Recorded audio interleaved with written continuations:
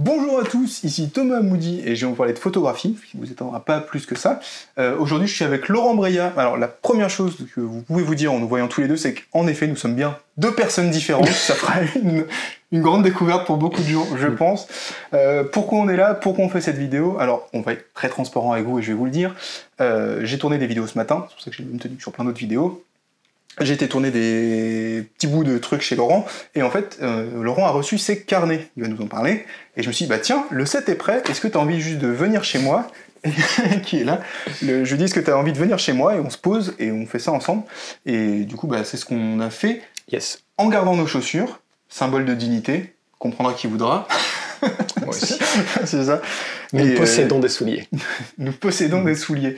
Et alors du coup, ça fait hyper bizarre parce que, je pense que vous le savez, on est amis dans la vie et du coup, on se parle beaucoup et se parler devant la caméra comme ça c'est fort étonnant. Et c'est un chouïa weird, ouais. C'est un peu bizarre et c'est aussi étonnant qu'on ne l'ait pas fait avant. Ouais, carrément. Enfin, plus que ça, parce qu'on parle à d'autres gens, mais on se parle jamais l'un à l'autre comme ça devant la caméra. Et Dieu sait qu'on a des choses à se dire. Juste pour le fun, est-ce que tu veux bien te présenter, Laurent, aux abonnés dont 95% te connaissent déjà? Oui, je peux faire ça, ouais.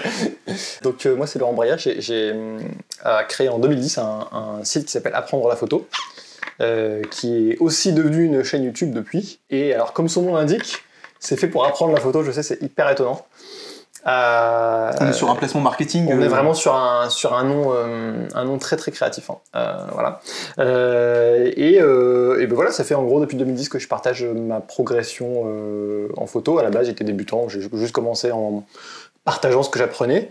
Et puis, ça a pas mal marché, on va dire. Et au fil des années, c'est devenu mon métier, puisque maintenant, je forme les gens à la photo, principalement, sur un site qui s'appelle formation.photo. Je sais, c'est aussi un nom hyper créatif. Et voilà, en substance... Moi, je trouve ça génial.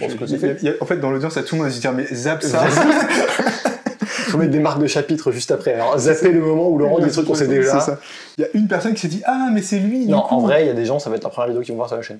Peut-être. Donc c'est complètement possible qu'ils ne connaissent pas, pas non plus trop... C'est Laurent. C'est parce que moi je le connais très très bien, donc c'est pour ça, c'est comme les fans du PSG, tu vois, ils pensent que tout le monde connaît tous les joueurs. Oui, alors que moi... Je savais pas que c'était une équipe. Absolument. Je savais pas que c'était une équipe. Je pensais que c'était une marque de vélo, j'ai jamais vraiment... Non, et donc du coup, je vous avais dit, il y a quelques semaines pour vous, que sur cette chaîne, j'avais envie d'inviter des gens pour que ce soit pas que moi qui parle devant la bibliothèque, d'inviter d'autres expériences, etc. Et il y a quelques semaines, il y a Harold, je mets un lien dans un coin, je fais ça toujours devant la caméra, je sais jamais où ça atterrit. C'est là. Là. Je mets un lien de... Ok. Je mets un lien dans un coin, parce que Harold, il est venu nous parler de comment il avait fait ses zines. Et Laurent a un projet de carnet qu'il a depuis quelques mois, donc on en parle assez régulièrement de ce projet, de où ça a commencé, où ça va, la forme que ça prend, etc. Et en fait, juste, on était chez lui, je dis, mais mec, viens, on en parle sur la chaîne, parce que... comment on fait 5 carnets déjà, qu'est-ce qu'il y a dedans, c'est quoi les projets, comment on regroupe ce travail-là, tous les choix qu'il a fait. Je me suis dit, il y a sûrement des gens qui s'intéressent beaucoup d'avoir du détail sur ça. Donc allons-y, question la plus bête du monde, qu'est-ce qu'il y a dans ces carnets et pourquoi il y a ça dans ces carnets? Ok, alors il y a 5 carnets dedans, donc il y a 5 séries. Ces séries ont comme... unique rapport entre elles, enfin unique rapport je sais pas, mais en gros elles ont plus ou moins été faites dans le même contexte. C'est-à-dire que en 2016 j'ai commencé par... en fait c'est en 2016, enfin dans ces eaux-là, 2015-2016, que j'ai commencé à vraiment m'intéresser à avoir un processus plus créatif en photo que descriptif. Dans le sens où avant ça, je faisais quand même... j'allais en voyage, je faisais des jolies photos de voyage, ce qui était bien, mais en fait j'ai atteint à un moment ça m'a fait chier quoi. Simplement, je suis revenu avec mes milliers de photos du voyage et j'avais pas spécialement envie de les trier ni rien. Et j'ai pas mal connecté au message de David Duchemin, que ceux qui regardent la chaîne connaissent pas mal parce que je vous harcèle avec lui, qui m'a beaucoup inspiré. Enfin, on peut dire que ça a été un mentor pour moi dans la construction de mon processus créatif. C'est un très bon ami maintenant. Et donc David organisait des workshops dans des villes en Europe en général, donc Venise, pas mal de villes en Italie parce qu'il aime bien l'Italie. Et un d'entre eux était à Varanasi en Inde aussi, donc c'est un peu plus loin, mais en gros il organisait des workshops dans une ville pendant une semaine. Et le but c'est qu'on passe une semaine là-bas et qu'on finit la semaine avec une série cohérente de 12 photos. Ce qui est pas évident, parce que c'est une semaine, mais en vrai c'est plutôt 6 jours, parce que faut présenter le dernier jour au soir, donc faut quand même faire un peu l'éditing avant, voir la retouche, donc voilà. Tu dis 12 photos, donc Donc, toutes les séries qui sont là viennent de Voyage avec David. Ouais. Donc tout a été fait dans ces contraintes-là. Tout a été fait dans ces contraintes-là. Mais finalement, t'as pas gardé que 12 images. J'ai pas toujours regardé que 12 images. Mais en gros, le but, c'est un workshop, donc il est quand même un peu obligé de nous cadrer. Et en gros, le cadre, c'est vous revenez à la fin de la semaine, vous présentez au groupe une série de 12 photos, une série cohérente, quoi. Faite sur la semaine, éditée, retouchée si besoin, tout ça sur la semaine, sur place. C'est un processus créatif qui moi a été très bénéfique pour moi parce que je pense que ça m'a vraiment poussé à... Déjà, on fait vraiment une semaine où tu fais que ça. Donc c'est vraiment ta semaine est calée pour ça. Et donc t'es pas en voyage. Moi j'étais à Venise, j'étais 3 fois à Venise et les 3 séries sont là-dedans.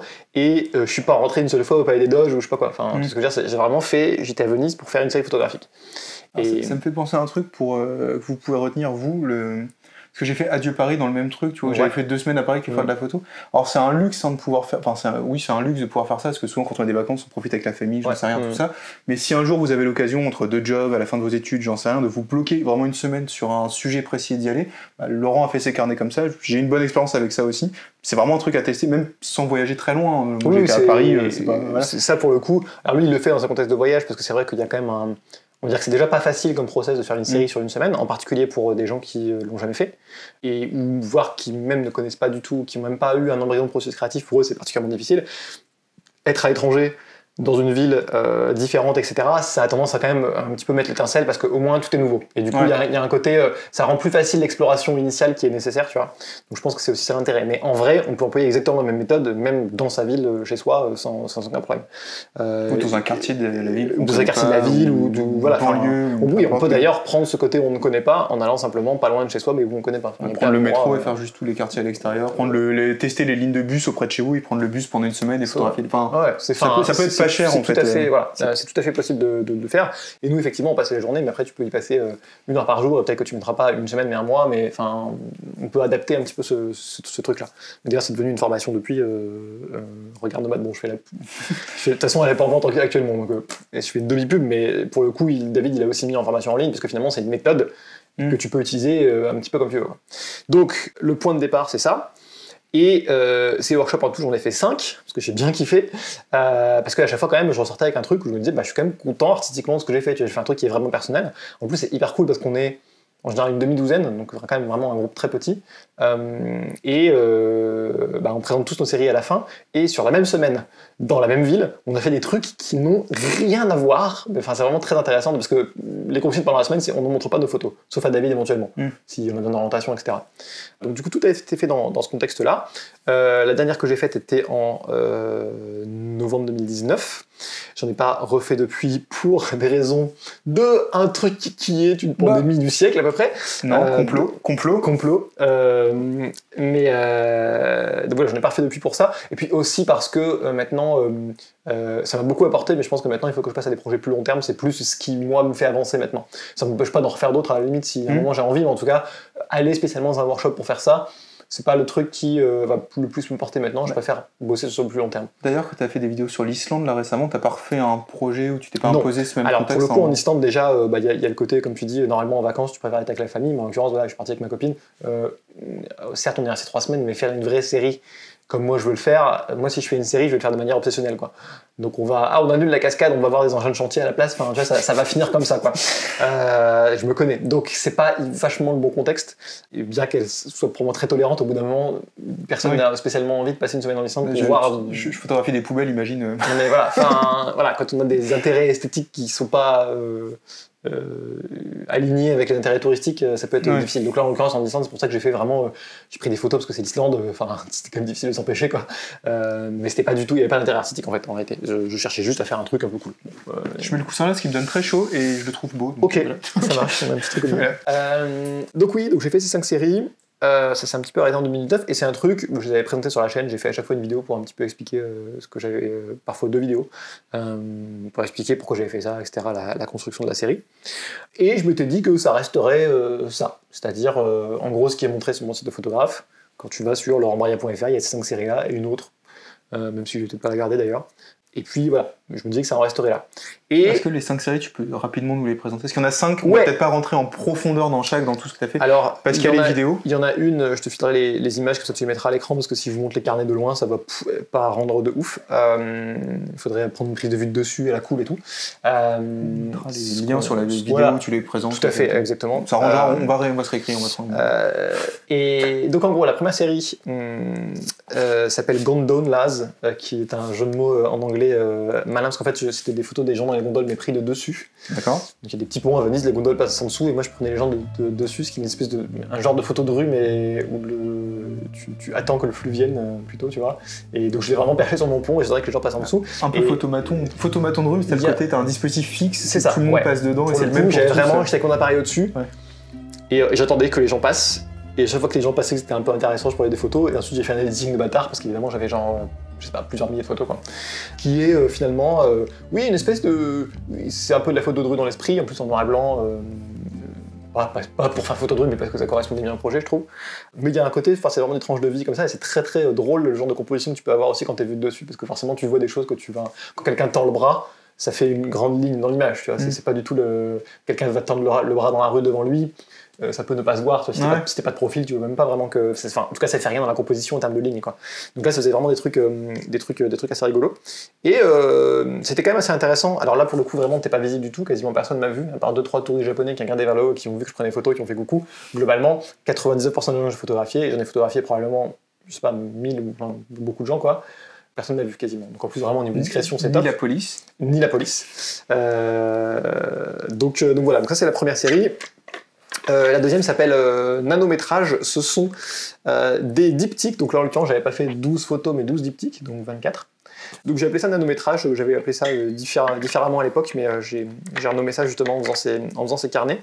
Parce que c'est à chaque fois, au final, deux versions de la même scène, ce qui peuvent être soit chronologiques, soit un bout découpé ici, un bout découpé là, ou il y a un côté, et donc il y a 2 images, donc j'ai appelé ça nanométrage parce que voilà, un court métrage, t'as peut-être, je sais pas, quelques dizaines de milliers d'images, donc là on a 2 images en fait, mais il y a un côté presque, pas cinématographique, mais je pense que c'est pas complètement sans inspiration, enfin déjà tu peux imaginer une histoire avec 2 images, tu vois. Ouais. Une image, ça dit quelque chose. Parfois, il y a une action qui se passe, donc tu peux imaginer une histoire qui est en train de se passer. Avec 2 images, déjà, tu peux avoir un avant-après, quelque chose comme ça, tu vois. Et ça m'intéressait de bosser sur le côté diptyque. Il y a un compte Twitter qui est bien pour ça. Les nanofictions, qui fait juste en un tweet, en 280 caractères. C'était le nom de nanométrage est un peu inspiré de ça, ouais. Tout à fait. Ensuite, il y a la série Paria qui, elle a été faite à Varanasi en Inde, qui s'attaque au sujet. Enfin, le sujet, c'est pas que les chiens. Ce serait un peu réducteur de dire ça. Mais à Varanasi, il faut savoir qu'il y a beaucoup de chiens errants, énormément de chiens errants partout sa race. Et la race de ces chiens, justement, on appelle ça les chiens parias, en fait. Le mot paria vient de la race de chiens, pas l'inverse. Et à la base, ça m'a marqué parce que esthétiquement, j'ai vu, c'est une des photos qui est dans la série et qui est dans les carnets du tout, c'est celle-ci, où il y avait un chien qui était couché dans un espèce de tas de cendres, parce qu'ils font des feux un peu à l'arrache, enfin, tu sais, c'est l'Inde, ils font des feux dans la rue, normal, sur le sol, et ce chien était allongé dans les cendres, je sais pas, il s'allongeait là, quoi, il avait quasiment la même couleur. Et ça m'a marqué que les chiens de Varanasi ont des couleurs très très similaires à celles des murs de la ville. Et Varanasi, il faut savoir, c'est une ville très très vieille, en fait. C'est une ville qui est habitée constamment depuis plus de 4000 ans. D'accord. C'est long. C'est long, quoi. C'est vraiment long. Et donc c'est une ville très vieille, ça se sent quand il va. Il y a le poids des années, enfin tu sens vraiment que il y a des couches, quoi. Et ça m'a un petit peu donné l'impression émotionnellement que ces chiens étaient là depuis aussi longtemps que la ville. Enfin, tu vois qu'ils en font partie quasiment. Voilà. Ils en font partie ils se fondent dans le décor, dans les murs, etc. Ils ont vraiment les mêmes couleurs. Et j'ai trouvé ça intéressant. Et du coup après j'ai bossé autour de ce sujet. Alors évidemment ils sont pas toujours complètement fondus dans le décor, mais voilà, c'est ce qui m'a intéressé à ce moment-là. Ensuite, j'ai une série qui s'appelle Réflexion vénitienne. Réflexion ayant le double sens de réflexion dont réfléchit, et en anglais, pour dire un reflet, on dit reflections aussi. Et c'est une série qui est uniquement faite de reflets dans les vitres de Venise. Toutes ces séries sont en général parties d'un point de départ esthétique en général, c'est qu'il y a un truc qui visuellement m'intéresse. je fouille un petit peu autour, parce qu'on est sur 7 jours, hein, donc tu peux pas commencer à te faire 2 semaines de penser au sens du truc.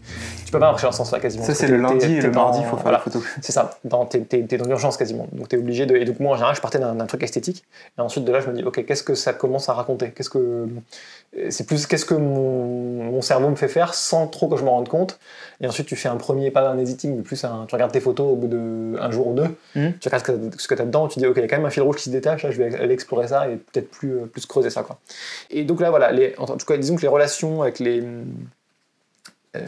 entre les reflets, entre ce qui te reflète dans la vitre et ce qui est parfois derrière ou différents reflets, parce qu'il va y avoir plusieurs couches de reflets, etc., sont pas aléatoires, quoi. Il y a une sorte de... Voilà, la première... Qu'on vous met à l'écran. On voit à la fois le visage de la nana qui passe au milieu, qui est forcément avec le reflet, le côté peut-être même un peu... vitesse chouïa lente, enfin un côté un peu flou et un peu éthéré, et la femme derrière qui mendiait là.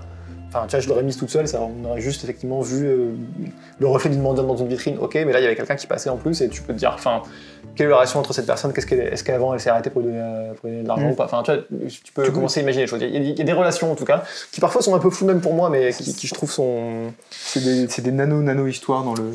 Ouais, il y a un côté, mais là c'est plus... tu vois, il faut regarder l'image, quoi. C'est ce que tu dis. En fait, le texte, c'est un spoiler ou pas? Alors, il y a de l'exclu sur la chaîne. Allez, on spoil ce texte-là. Non, allez, je vais juste dire un truc. Donc, chaque carnet a un texte en première page, on va sans doute en parler après. Celui-ci a un texte d'une ligne. Voilà, c'est ce que je dirais. Ok. Il a un texte d'une ligne. Voilà, c'est de l'exclusivité. Ça me semblait suffisant. C'est de l'exclusivité Thomas Moody, c'est-à-dire, voilà, à ce niveau-là d'abonnés sur la chaîne, c'est le max que je peux avoir. On exclut même pas un livre de meilleur vite et tout. T'as dit quoi? Je l'ai pas dit sur la mienne, ce qu'il y avait comme texte. Je laisse la surprise des textes au... c'est vrai que l'hommage à Serge Ramelli, moi, ça m'a beaucoup étonné. C'est quelque chose... Autant je savais que tu ferais un hommage à la FIAP, ça c'est vraiment quelque chose où je savais que t'en parlerais. Oui, voilà, mais le Serge Ramelli, j'étais surpris. Ces médailles m'ont beaucoup aidé pour faire ces séries, hein. C'est fondamental, hein, vraiment. Sans les médailles, on peut pas. Hein. Les gens qui savent pas ce que c'est la FIAP, ils vont tellement chercher. Je mettrai un lien dans la description. Donc c'est une vanne, vous n'avez pas besoin de médailles pour faire des séries, je vous rassure. Tout le monde n'est pas au courant, mais oui, ok. Non, mais je dis qu'on sait jamais. Encore une fois, il y a des gens qui peuvent arriver sur la chaîne avec cette vidéo. Et donc la dernière série s'appelle Crescendo. Elle a été prise à Venise encore. Parce que je kiffe Venise, on bouffe tellement bien en plus. En fait, on est allé à la période où il y a eu l'Aqua Alta, qui est la marée haute annuelle qu'il y a à Venise, où plus ou moins tous les ans ils se font un petit peu inonder, mais il y a des années ils se font vraiment beaucoup inonder. Et ça, c'était une année où ils se sont fait vraiment beaucoup inonder, puisque Place Saint-Marc, à l'endroit le plus bas, il y avait quand même 1,80 m d'eau au plus haut de la marée. Ce qui veut dire que si j'étais allé, j'aurais eu l'eau jusque là à peu près. Je sais pas si c'est signe j'aurais dépassé ou pas. C'est une vraie bonne question. C'est une vraie bonne question. Donc j'ai acheté des bottes là-bas. Enfin, c'était le bordel. Hein. Tu peux pas forcément sortir tout le temps parce que des fois, moi à l'hôtel il y avait de l'eau en bas de l'immeuble, comme quand tu descendais les escaliers, au bout d'un moment t'avais les pieds dans l'eau. Donc c'est quand même un délire. Hein. C'est quand même un délire. Et en fait, la marée a monté au fur et à mesure de la semaine. C'est-à-dire qu'au début il y avait un petit peu d'eau, mais tu patauges, quoi, donc tu mets juste pas des pompes qui sont pas imperméables, mais c'est tout. Et au fur et à mesure de la semaine, on a fini par rentrer du resto un soir où on avait l'eau jusqu'au genou, quoi.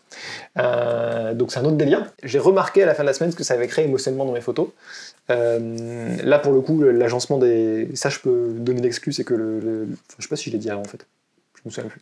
L'agencement ici est chronologique, parce que mon émotion évolue au fil de la semaine avec la montée de l'eau, d'où crescendo.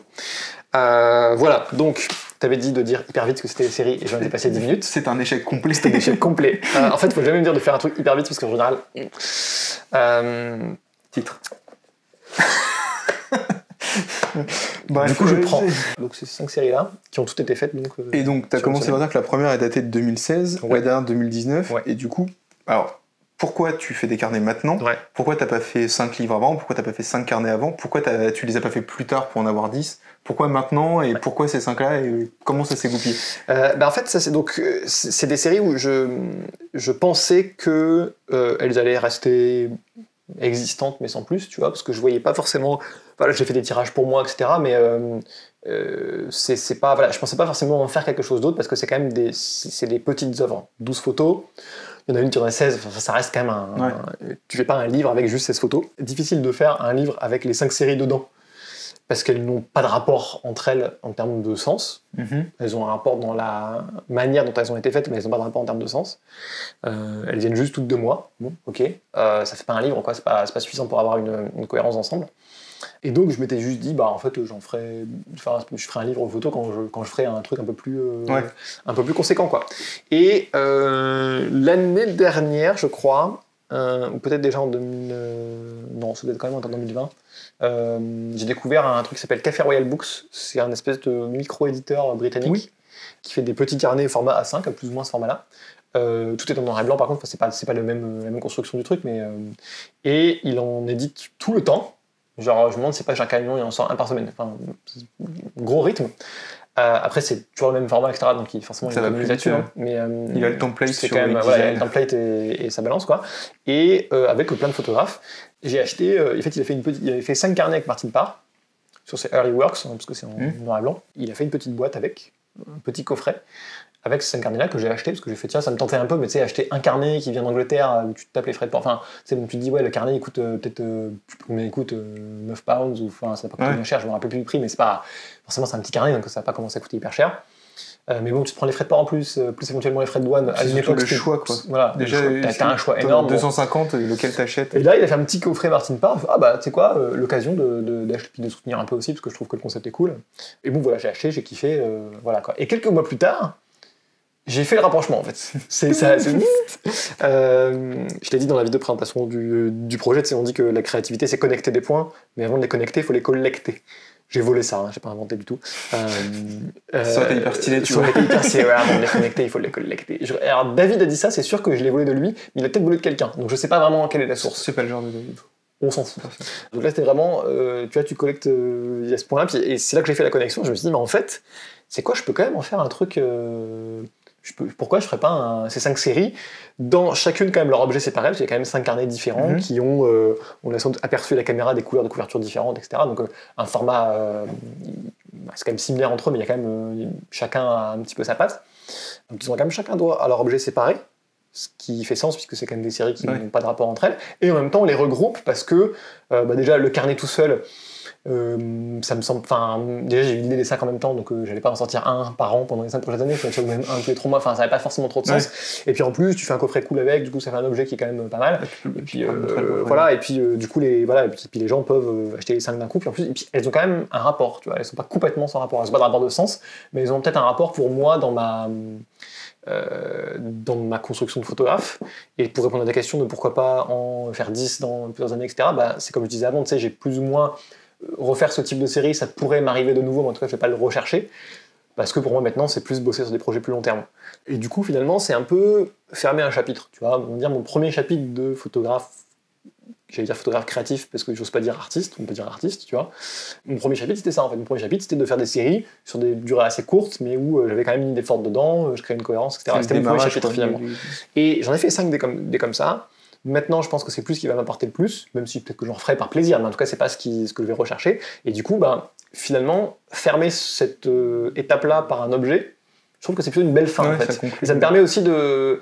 Tu sais quoi, j'en ai fait un truc, je suis content d'avoir fait, et c'est aussi une manière de passer à la suite, je pense. Psychologiquement, il y a un côté... ça reste plus dans un coin en disant peut-être j'aurais pu... Ce truc existe. Il est quelque part, il est sous forme, il existe vraiment, il n'existe pas que sur des disques durs et sur laurentbria.fr, tu vois. Donc il y avait ce côté, vouloir créer un truc comme ça. Et puis en plus, je me suis aussi dit, tiens, c'est un petit peu l'opportunité pour moi d'expérimenter avec le processus d'édition, quoi. Parce qu'on va en parler, c'est en auto-édition, et du coup, c'était aussi, je me suis dit, en plus, il y a une opportunité pour moi d'expérimenter avec, et puis j'ai la chance avec l'audience que j'ai de pouvoir en vendre. C'est-à-dire que évidemment, si tu as 10 personnes qui peuvent te l'acheter, auto-éditer un truc comme ça, c'est quand même pas... puis il y a aussi un sens où ça nourrit ton activité. C'est motivant parce que ça nourrit ton activité pro de se dire je vais faire ça, je peux en parler aux gens parce que je sais qu'il y a un intérêt, etc. Donc voilà. Du coup, la question, le nerf de la guerre, c'est comment on passe de j'ai plusieurs séries sur plusieurs années, parce qu'il y a sûrement plein de gens dans les abonnés qui sont dans ce cas-là, qui ont fait des voyages, des choses, etc. Comment on regroupe ça? On part de travaux qui sont hétérogènes, t'as dit ils n'ont pas de lien au niveau du sujet. Comment on met tout ça ensemble dans un objet? On arrive à un objet qui fait un tout, qui fait sens, qui se tient. Je peux l'avoir les mains. Ouais. Parce que Alors, si les sujets sont assez différents, la forme fait que c'est assez uni en fait sur les couvertures, sur les papiers, sur la mise en page, etc. Ouais. Tu recrées un peu une unité comme ça et ça arrive à regrouper le truc proprement, c'est pas un exercice facile. Du coup, comment t'as fait ça? Pourquoi c'est de cette couleur-là? Comment on passe de j'ai une idée à j'ai ça dans les mains? Alors, au début, la première étape, c'était... En fait, je savais que je voulais faire 5 carnets, plus ou moins de ce format-là. Parce que faire des carnets genre A4, ça aurait fait grand pour des séries de 12 photos. Enfin, il y a quand même un décalage entre le... Enfin, il y a 12 photos, donc le truc, il a pas beaucoup de pages. Donc tu peux pas le faire gigantesque, ça a pas trop de sens. Enfin, ça fait un objet bizarre, ça fait un objet presque... tout petit magazine, tu vois. Enfin, c'est ridicule. Ça n'a pas trop de sens, donc là pour le coup c'était plutôt en petit. Donc je savais que je voulais faire ça. Je savais que je voulais faire un format similaire à Café Royal Books, qui est plus ou moins du A5. Je crois que c'est similaire au nom, peut-être à quelques centimètres près, mais j'ai pas. À cause des mesures impériales de merde. À cause des mesures, ouais. Peu importe, mais je savais que c'était à peu près ce format-là et je savais que je voulais le mettre dans une boîte parce que je voulais que le truc il tienne ensemble. Donc je savais déjà ça. Et donc la première étape c'était comment je fais des putains de carnets. Et donc en gros, je pense que j'ai eu l'idée. J'ai dit tout à l'heure que j'ai eu l'idée, j'ai connecté les trucs, mais j'ai aussi connecté avec quand Richie nous avait parlé des carnets de Oblique, oui. Qui donc est une boîte. Vous avez des boîtes qui font des photos, vous avez des boîtes qui font des tirages, vous avez des boîtes qui font les deux, puis Oblique qui font des carnets notamment, plus ou moins, enfin de diverses tailles. Et je me suis dit, tiens, du coup, ce serait possible de faire ça comme ça. Donc j'ai commencé à aller voir un petit peu le truc. Et bon, c'est très bien ce qu'ils font, mais c'est vrai que forcément, comme ils sont plutôt sur du. Les gens vont plutôt en commander 1 ou 10, enfin, ils vont plutôt commander des petits volumes pour eux. Du coup, évidemment, les options de personnalisation sont limitées, parce que c'est logique, hein, quand tu fais c'est logique, hein, si tu fais à l'unité, tu vas pas commencer à pouvoir choisir dans une gamme de 2000 papiers. Enfin, ça n'a pas de sens pour eux, c'est pas le modèle trop cher, quoi, c'est pas le modèle économie. Et du coup, j'ai vu ça, je me suis dit, tiens, quand même, ce serait intéressant. Puis j'ai vu le rendu du truc, je me suis dit, tiens, il y a une possibilité qui existe. Et ensuite, je me suis rendu compte, j'ai parlé un petit peu avec Oblique, qui m'ont bien répondu et tout, mais je me suis rendu compte que moi, je voulais un truc un peu carré, un peu plus loin, quoi. Je me suis dit, j'aimerais quand même bien pouvoir vraiment choisir mon papier de couverture, faire des trucs un peu sympas avec les papiers, tu vois. Du coup, je suis allé voir l'imprimerie Escourbiac, qui est assez connue. Et donc en fait, je les connaissais déjà de nom avant. Je n'avais pas forcément pensé tout de suite sur le moment, mais simplement je suis abonné à la revue Epic qui font imprimer chez Escourbiac, et à la fin ils disent ceci est imprimé chez Escourbiac, et j'ai fait tiens, c'est hyper quali le papier Epic. Ouais. S'ils peuvent faire ça, ils peuvent faire mes carnets a priori. Donc en gros, j'ai pris rendez-vous, je suis allé les voir à Paris. Il y a eu notamment Alain Escourbiac qui était là et qui a été d'hyper bons conseils. Donc j'ai parlé un peu de mon projet, et moi je savais déjà quand même que voilà, je savais que je voulais des carnets. Voilà, je voulais 5 carnets de ce format dans une boîte, et je savais que c'était quand même. Ça s'appelle carnet de voyage parce que tout a été fait en voyage. Je voulais que ça ressorte un petit peu dans l'objet. Donc je savais déjà que je voulais des choses un petit peu. Là, quand on les touche, il y a un peu de texture. Tu vois, les papiers de couverture, ils sont très texturés. C'est rugueux presque. Hein, et ça, c'est volontaire. Je savais déjà que je voulais un petit peu un truc comme ça. Donc je suis arrivé et j'avais déjà un petit peu en tête que voilà, le format, etc. Machin. Donc finalement, il y a quand même pas mal de choses qui étaient réglées. Parce que quand tu as réglé le format, que tu sais pas ton nombre de pages, tu as quand même réglé les trucs les plus importants. Et après, il fallait choisir des papiers. Et donc, en gros, surtout pendant le rendez-vous, ce qu'on a fait, c'est qu'il m'a montré un petit peu des papiers et qu'on a vu un petit peu quelles allaient être les possibilités. Donc, il m'a montré, je ne sais plus exactement combien de papiers il m'a montré. On a parlé un truc genre une heure et demie, tu vois, ce qui n'est pas non plus si long que ça pour choisir des papiers. Et donc, pour la couverture et pour on a finalement pris le même pour la boîte également, parce que c'est le même papier que celui-ci en fait. Simplement, il a été compressé sur un truc, mais c'est le même. Je pensais que c'était du carton comme ça. Non, c'est pas du carton en fait. Je sais pas exactement comment ils fabriquent, mais je pense qu'ils prennent des couches de ces feuilles-là et ils les compressent. Ça restera mystérieux. Ça restera mystérieux, mais ça fait partie du. Et donc on a choisi un papier qui s'appelle les Naturals. Ah oui, évidemment. Qui est du papier recyclé en plus, donc c'est toujours un ajout intéressant. Qui me paraissait en plus assez cohérent avec le reste, et qui a vraiment une texture. Enfin moi je suis très, l'objet livre, c'est les tout lisses. Quel est l'intérêt, tu vois, pour moi, l'intérêt de l'objet, c'est qu'il rajoute justement une expérience tactile différente de quand tu es juste sur un écran. Me dis passage, j'en ai acheté un il y a pas longtemps où la couverture elle est en velours. Mais tu sais, genre le velours comme une veste en velours en fait. Ah ouais, voilà, tu vois, c'est genre de truc, c'est fort comme parti pris, mais au moins t'as une expérience tactile qui est différente. Donc là, je voulais vraiment que quand les gens ils prennent le truc, pour moi, le voyage, c'est un peu ça, tu vois. C'est les vieux carnets. Alors je dis ça, mais en voyage, je vais jamais prendre des notes sur un carnet parce que je prends des notes sur mon téléphone, comme tout millénaire qui se respecte, tu vois. Mais pour moi, tu vois les vieux baroudeurs avec la chemise un peu délavée, et le carnet un peu, tu sais, niqué parce qu'il est dans la poche, les coins ils sont cornés, etc. Tu vois. Daniel Jackson de Stargate. Voilà, Daniel Jackson de Stargate, exactement, tu vois. Et David, il est un peu comme ça, tu vois. David, il a son vieux sac en cuir et son Moleskine quand même quand il veut mettre les trucs, etc. Et j'aime bien quand même cet imaginaire de voyage. Il y a quand même un côté un petit peu. Tu vois, moi, mon premier grand voyage, c'était en Inde. C'était la poussière, enfin il y avait un côté comme ça, tu vois, donc je voulais que ça ressorte en fait dans ces carnets-là, même si plein de trucs ont été faits à Venise et que Venise c'est pas la poussière, tu vois, enfin, faut se calmer. Non, c'est pas le mais bar il y a quand même un côté, voilà, tu pars quand même avec ton appareil photo, tu vois. Donc ça c'était pour le papier couverture. Ensuite, je savais que pour les photos, je voulais un papier qui soit pas trop brillant non plus, pas glacé, tu vois, relativement neutre en couleur mais légèrement chaud. J'aime pas globalement, je mettrais jamais mes photos sur un papier froid. Que j'aime pas. Donc voilà, c'était aussi simple que je veux un truc. Non, merci. Et puis je savais que je voulais du texte sur chaque carnet avec un papier différent. Donc j'ai pris un papier non couché qui n'a pas la couche de protection que tu mets, qui est souvent, même si tu peux faire. On l'avait vu dans l'interview avec Lebrun, qui nous avait dit qu'on pouvait maintenant faire des photos sur du non couché sans trop de problème. Jusqu'à il n'y a pas si longtemps, c'est pas forcément le cas. Et puis le non couché, il a un côté un peu plus mat, un peu plus texturé aussi. Et voilà, en gros, on a choisi les papiers ensemble. Et puis, en termes de choix d'édition, c'est à peu près tout. Alors pour la boîte, moi j'étais un peu plus. Je savais pas trop forcément ce que je voulais. Alors juste pour en parler, l'inspi du papier était venu d'où, des couleurs de papier? On a parlé en étant chez toi. Je te donne un indice parce que je te suggère la réponse à gros sabots. En gros, moi de base, je voulais un papier, donc le papier avec le texte qui soit un peu chaud. Et quand j'ai reçu la maquette qu'on a entre les mains, donc vous n'aurez pas exactement la même chose chez vous, puisque j'ai pris la décision de changer ce papier-là. D'où l'intérêt de commander une maquette avant, même si ça coûte cher. C'est que moi j'ai vu vraiment effectivement, j'aurais pu, en vrai, j'ai vu les deux papiers l'un côté de l'autre, mais ça m'a pas fait le même effet que quand j'ai vu là, où je me suis dit, tiens, il est juste un peu plus chaud que le papier des images, mais soit trop, soit pas assez. C'est-à-dire qu'il y avait une différence suffisante pour que tu la vois, mais un peu trop petite et t'as l'impression que c'est pas fait exprès. Ouais. Tu vois. Et je me suis dit, merde, ça colle pas. Donc j'ai appelé Alain Scorbiac et je lui ai dit, il faut qu'on change quelque chose. Donc soit il faut trouver un papier deux papiers qui soient très proches l'un de l'autre, qui soient vraiment quasiment identiques en termes de couleur, c'est pour moi il y en a un qui est plus mat, plus texturé, soit on fait un truc complètement différent. Au début je pensais pas que faire complètement différent c'est une option, et chance, c'était mon anniversaire, ma copine m'a acheté le bouquin de Elsa et Johanna, c'est ça? Ouais. Je dis chance, mais en fait c'est chaque année à la même date, il n'y a pas de surprise, en fait tout le non, monde a un chance anniversaire. à ce moment-là, ouais. c'est tombé sur cette période-là. Et en fait dans leur bouquin, elles ont elles aussi fait du texte sur, alors je ne sais pas s'il est couché ou pas, mais en tout cas elles ont fait du texte sur du papier différent dessus des photos, et leur texte est sur du papier qui est carrément ivoire, il est vraiment beaucoup plus chaud. Et je me suis dit en fait ça marche hyper bien, et donc je vais faire pareil. Parce que en fait ça marche bien quoi. Donc y a pas dans ma tête je me disais ça va peut-être poser problème d'avoir une trop grosse différence, est-ce que vraiment ça va le faire? Et il y avait l'option de retourner à Paris pour avoir deux papiers à côté, mais c'est un peu flemme quoi. Bah flemme, enfin j'aurais dû le faire, voilà, je serais allé, mais je me dis si je peux éviter, et j'ai vu ce bouquin, je fais ça marche hyper bien, on fait ça.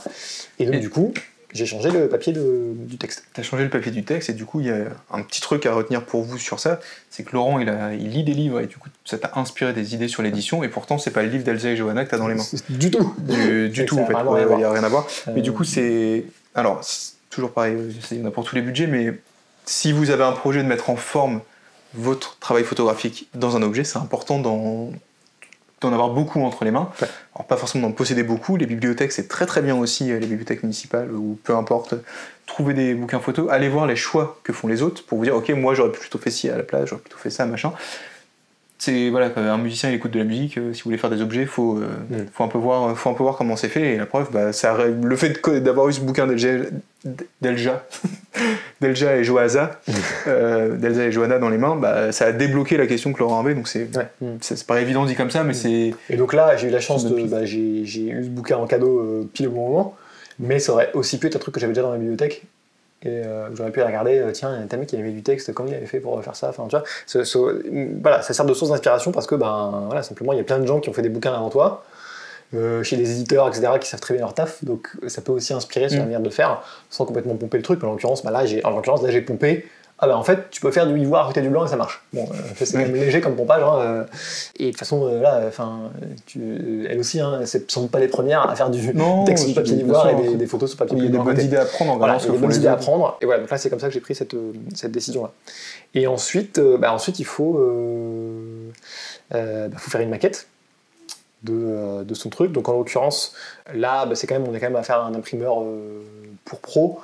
Donc ils m'ont quand même envoyé des guidelines tu vois, sur comment faire les choses, etc. Donc en gros j'ai foutu mes photos dans InDesign, donc j'ai dû un petit peu apprendre InDesign quand même pour le faire. C'est horrible, c'est horrible, mais comme je suis resté sur un truc finalement assez basique, c'était pas non plus... Enfin voilà, j'ai googlé un peu des trucs, bon, j'ai appris à faire ma maquette dessus. C'est juste une question d'Emile, parce que je sais que tu as fait des vidéos pour aller après ça. Ouais. En photo, il y a des gens qui sont passionnés de Photoshop de ouf et qui investissent beaucoup d'énergie. Je sais pas s'il y a des passionnés d'InDesign. Je sais pas. Sûrement des passionnés d'InDesign. Je sais pas s'il y a des forums de fans d'InDesign qui s'échangent des Mais après, j'ai l'impression que c'est plus un outil quand même pro. Qui n'est pas pro va utiliser InDesign pour le délire, tu vois. Je sais pas. Peut-être, hein, je sais pas. Bref. Mais ouais, et du coup, après, je leur ai envoyé la PDF de la maquette à leurs critères. Et je leur ai demandé donc de me faire une vraie maquette physique qu'on peut toucher. Parce que je vends un objet et que ça me paraissait logique de montrer l'objet. Parce qu'ils m'ont dit, ouais, vous pouvez faire une maquette 3D et compagnie, ce qui effectivement me coûte pas d'argent, hein, concrètement. Faire une maquette 3D, c'est pas compliqué. Hein, tu mets carré voyage sur un fond beige, sur un truc, et puis voilà, c'est pas non plus. Où tu prends un modéliste 3D à 5 balles sur Fiverr ou 5 euros, ou Upwork ou machin, ou même 10 balles, enfin, si tu peux avoir vraiment ça pas cher. Pour certains ouvrages, je pense que ça fait sens parce que. Enfin, tu vois, si t'as une couverture avec la photo dessus, enfin, tu sais, avec. J'ai pas le nom pour ça. T'as pas forcément. Les gens ont déjà vu, t'as pas forcément besoin de. Enfin, ça veut pas dire qu'il n'y a pas de travail sur ton truc, mais est-ce qu'il y a vraiment besoin de le montrer? Pas forcément. Là, j'ai trouvé que quand même l'objet était suffisamment différent de ce que tu trouves habituellement. Ah, puis c'est ton premier, t'as envie de le montrer. C'est le premier, j'ai envie de le montrer. Alors, donc il y avait ça, il y avait le fait que moi, dans ma campagne de crowdfunding, je voulais pouvoir montrer l'objet, montrer ce que les gens allaient acheter, parce que je pense que l'aspect tactile est hyper important et que du coup, pour moi, ça fait partie de la décision d'achat, quoi. C'est que moi, je pense qu'il y a des gens qui vont regarder des trucs, qui vont faire, ça a l'air d'être un beau truc, j'ai envie de l'avoir dans les mains. Ouais, c'est comme ça que tu m'as eu. Et je trouvais ça vraiment important de pouvoir, et ça tu pouvais pas le faire avec une maquette 3D. Ça c'était la première chose. La deuxième chose, c'est que grosse panique de ne pas l'avoir fait en physique avant. Si ensuite, là je sais pas combien il y en aura, l'objectif c'est 200 mais il y en aura peut-être plus. Dans tous les cas il y aura plusieurs centaines de trucs qui seront envoyés à des gens. J'ai pas envie d'envoyer plusieurs centaines de trucs à des gens sans l'avoir eu dans les mains avant, pour être sûr que c'est exactement ce que je veux. Et j'ai bien fait parce que d'ailleurs c'était pas complètement exactement ce que je voulais, pas forcément de leur faute d'ailleurs, mais en tout cas les trucs des fois on les voit que quand c'est les papiers par exemple, je l'ai vu, j'ai ouvert le truc, j'ai fait merde, la couleur ça va pas. Tout de suite, le titre, par exemple, sur le carnet, c'est un détail. Oui, tout à fait. Là, effectivement, c'est en noir sur noir, donc j'aurais demandé de le faire en blanc sur la version finale. Bon, voilà, ça n'aurait pas été un drame total, mais ça m'aurait emmerdé que mon objet final chez 200 personnes, ou 500, ou 1000, j'espère. Là, il n'y a que 8500 abonnés, donc normalement, c'est 8500 ventes. Hein. Voilà, donc tout le monde achète, attention. A priori, normalement, c'est comme ça se passe comme ça à chaque fois que je parle d'un livre. Donc voilà, je voulais vraiment. Et puis je voulais aussi me rassurer simplement sur le truc. Donc, ce qui est un investissement complètement. C'est pas à perte dans le sens où pour moi, comme je disais, je pense qu'il y a des gens qui vont le prendre parce qu'ils ont vu l'objet, mais c'est purement. C'est une perte sèche dans le sens où c'est juste un frais, quoi. Je le rattrape pas autrement, mais ça me semblait vraiment hyper important. Alors après, je dirais pas que tout le monde doit forcément faire ça, mais pour moi, pour cet objet-là, ça faisait sens. Et clairement, j'ai aussi la chance d'avoir le budget. C'est aussi facile de dire que c'est bien de le faire, mais c'est aussi. Tout le monde n'a pas plusieurs centaines d'euros à mettre dans une maquette juste pour le plaisir de devoir le faire, quoi. J'avais une super question, je l'ai oubliée, mais c'est pas grave. J'ai oublié plein de super questions dans ma vie qui seront jamais posées et l'humanité s'en porte pas plus mal, donc tout le monde s'en remettra. Donc ces carnets-là, on va pas pouvoir les acheter au Furet du Nord non. Dès la semaine prochaine. Parce que, comme je disais, ils sont en auto-édition. C'est ça. Pourquoi ils font en auto-édition? Très rapidement, parce que je me voyais mal proposer ce projet à un éditeur. Ça me paraît pas forcément hyper facile à vendre, tu vois. Deuxièmement, j'avais envie de le faire tout seul aussi pour voir, par expérience, etc. Machin. J'avais aussi envie que mon premier vrai livre photo chez un éditeur soit sur un projet plus peut-être significatif pour moi.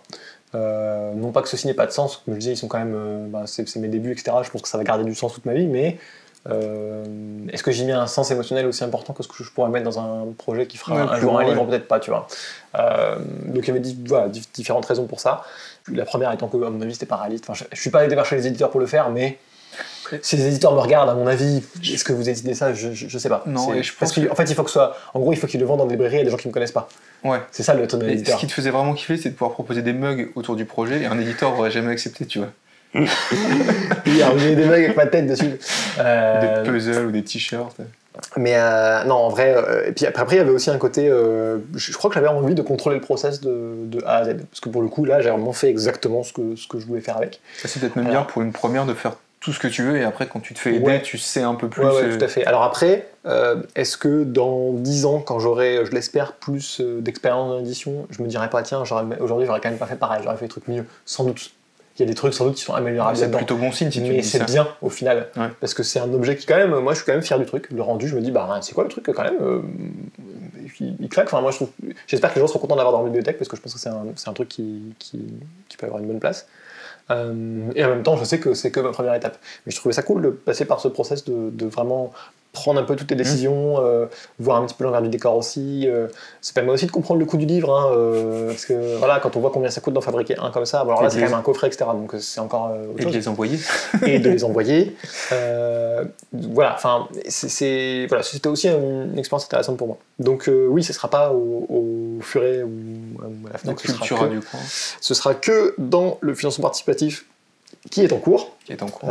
Si tout va bien, sauf si tu publies une interview après, mais du coup, dommage, vous ne pourrez pas la voir. Mais oui, qui est en cours jusqu'au 14 novembre, si ma mémoire est bonne. Dans lequel vous pouvez acquérir ce magnifique coffret pour la modique somme de 39 €, et ainsi que d'autres contreparties, parce que c'est un financement participatif, hein, pour ceux qui ne connaissent pas le principe, on peut utiliser ça plus ou moins de deux manières, soit pour financer un gros projet, on a besoin de plein d'argent pour faire un truc, et en comptant sur le fait que les gens ont aussi envie de voir le truc voir le jour. Epic Design a fait certains de ses produits comme ça, je crois. Et tu peux aussi effectivement utiliser plus comme un système de précommande, ce qui est plus le cas ici, où là pour le coup, les contreparties, c'est en gros l'objet que tu vas fabriquer. Donc ici, évidemment, la principale contrepartie du crowdfunding, c'est le coffret, puisque c'est un petit peu le sujet. Mais il y a aussi des tirages avec, pour ceux qui veulent plutôt des tirages. Alors, tu peux aussi acheter que des tirages, mais globalement, tu as aussi des packs avec ça, plus un tirage, etc. Bon, pour ceux qui voudraient. Il y en a un peu pour tous les goûts, hein. Il y a des petits 10-15, il y a des A4 signés, il y a des 30-45 en caisse américaine, enfin voilà, il y en a pour... voilà. Si vraiment vous kiffez une photo, vous la voulez chez vous, j'en suis très heureux, voilà, enfin, il n'y a pas de problème. Et si, alors je vais pas proposer une 2 sur 3 mètres, mais si vous voulez envoyer-moi un message, on peut s'arranger. Il y aura moyen de trouver quelque chose. Et il y a aussi avec... parce qu'on se refait pas, et qu'à la base je forme quand même des gens à la photo, je voulais expliquer plus en détail, parce que là on a quand même parlé de pas mal de choses. Mais par exemple, on n'a pas parlé en détail des textes qu'il y avait dans les trucs, parce que je préfère les garder pour les lecteurs. Déjà je préfère que les lecteurs les découvrent dans le truc, pour commencer. Mais ensuite, pourquoi j'ai écrit tel truc dedans, comment je les ai écrits, etc. Ça peut être un truc intéressant. Juste un truc rangé et moins déstructuré que viens, on vient chez moi, on en parle en fait. Voilà. Et donc en fait, je propose aussi dans la contrepartie un espèce, j'ai plutôt appelé ça atelier vidéo que formation, parce que c'est pas, je te forme pas à faire ça. Je t'explique comment moi j'ai fait. Et donc en gros, l'idée c'est que dedans, je vais faire, donc je l'ai pas encore, en toute transparence, j'ai pas encore tourné maintenant parce que je vais aussi attendre de voir si les gens me posent des questions pour éventuellement rajouter ça dedans, parce que je veux vraiment que ce soit un truc qui soit fait pour les gens qui achètent le coffret, qui disent ah c'est cool, et qui ont des questions sur pourquoi t'as fait tel truc, comment t'as fait tel truc, etc.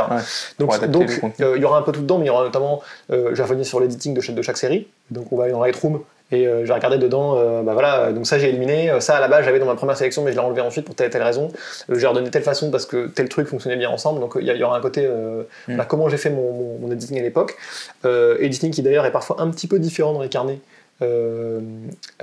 soit en termes de nombre de photos parce qu'ils font un nombre de pages paires parce que c'est des feuillets et tu peux pas, enfin il y a des contraintes là-dessus donc je pourrais expliquer, soit parfois en termes d'ordre parce que sur la maquette ça fonctionnait pas du tout si je mettais dans le même ordre que ce que je mettais sur l'écran, donc il y a aussi des choses qui vont changer, donc ça peut être intéressant. Donc voilà, en gros c'est un atelier sur comment ça a été fait, pourquoi ça a été fait comme ça, ce qui je pense peut intéresser des gens qui auraient un projet ou qui juste sont curieux, voilà, qui fait partie aussi des contreparties. Cool. Voilà. Super, très bien. Merci beaucoup, Laurent. Merci beaucoup, Laurent. Alors, du coup, je viens de me dire un truc tout con. Ma question que j'ai perdue tout à l'heure n'est pas revenue, mais vous pouvez vous amuser à la chercher en commentaire et à faire vos meilleurs... que quelqu'un va tomber dessus. Et faites vos meilleurs... Alors, je propose un truc. Faites vos meilleures propositions de questions en commentaire. Et si vraiment il y en a qui sont terribles ou qui nous font vraiment marrer, on en refera une deuxième pour répondre à toutes les questions. Ou vraiment, vous pouvez vous lâcher. Si vous arrivez à nous faire rigoler, ou on se dit vraiment, faut refaire ça, on répondra à vos questions, donc allez-y, lâchez-vous là-dessus. Ça marche. Merci. ça fait bizarre parce que du coup je t'ai dit viens on va chez moi. Enfin, c'est... Oui. Merci d'être venu. Oui, parce que par exemple Julie qui est venue dans la vidéo précédente est venue de Paris pour l'interview, donc je la remercie d'être venue pour cet exercice. Bon là en l'occurrence on était chez toi entraînés. On regardait Voilà. des épisodes de bloqués et voilà, on s'est dit, Voilà. on va sur un canapé. Bon, merci quand même beaucoup d'être venu. Merci à vous d'avoir regardé la vidéo. Vous avez des trucs à cliquer dans un coin, faut dire ça à la fin des vidéos, donc cliquez sur les bons boutons pour que tout le monde soit heureux. On fait Voilà. ça comme ça, Notamment moi, si vous commandez mes carnets. par exemple. Par exemple. Et du coup, je vous dis à la prochaine et salut. Salut. Le pire, si je dis trop de conneries, je couperai les trucs au... Oui, tu couperas vraiment le pire, quoi. Le pire, les blagues.